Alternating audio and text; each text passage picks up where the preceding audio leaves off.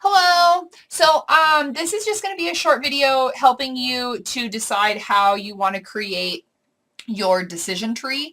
It's just going to be a very basic structure just to kind of show you how a decision tree is supposed to look.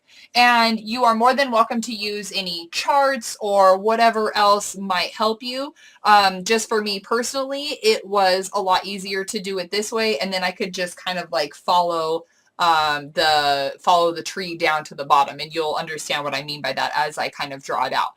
Okay, so to start with, we are going to have three main kinds of data. We have nominal, we have interval, and we have ordinal data.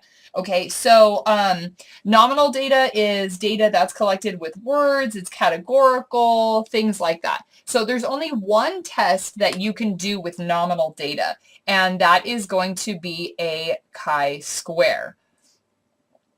Okay, and so when you're looking at your statistical problems, if you have nominal data, boom, you have a chi-square, easy peasy. Okay, and then interval data is numerical data, so it is scores, scales, tests, anything like that. And then ordinal data is data that's put into order, so it's ranking, it's order, it's lists, anything like that. And there's only one kind of test that you can do with ordinal data, and that is a Spearman R.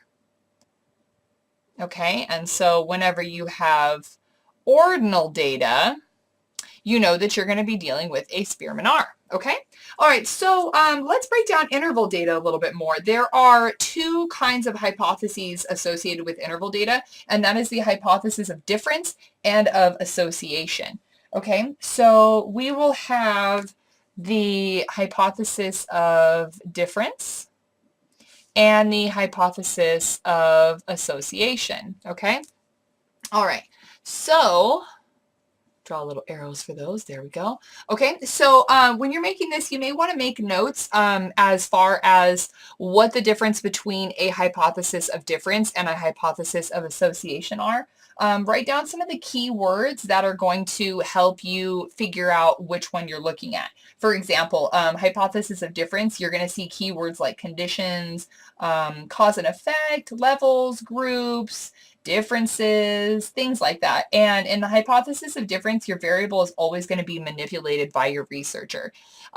Whereas when you're looking at the hypothesis of association, you are going to see words like relationship, correlation, association, and the variable is assigned by the researcher. So if you are looking at your data and you have interval data and also a hypothesis of association, there's only one test that you can do with that, and that is a Pearson R. Okay, so there is your Pearson R. Okay, all right, so let's take a little bit more of a look at the hypothesis of difference. There's going to be two different kinds of hypotheses of difference. So there is going to be an independent group,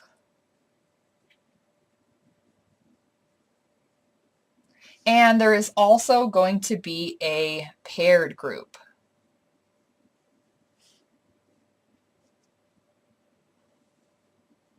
Okay, so the once again, make notes of anything that will help you remember the difference between an independent group and a paired group. Like independent groups are people in different groups, whereas paired groups are people in the same groups. You know, they're matched, things like that.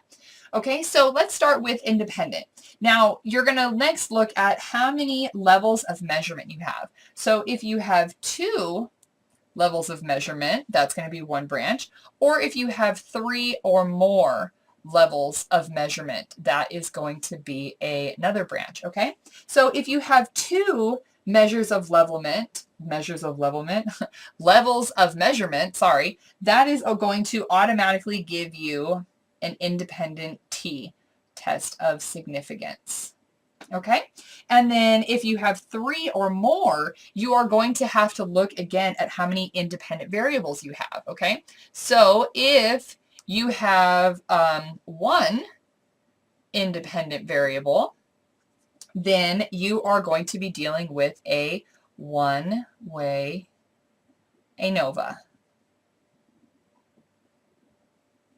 Okay, and this, since you're dealing with independent groups, this is going to be independent as well.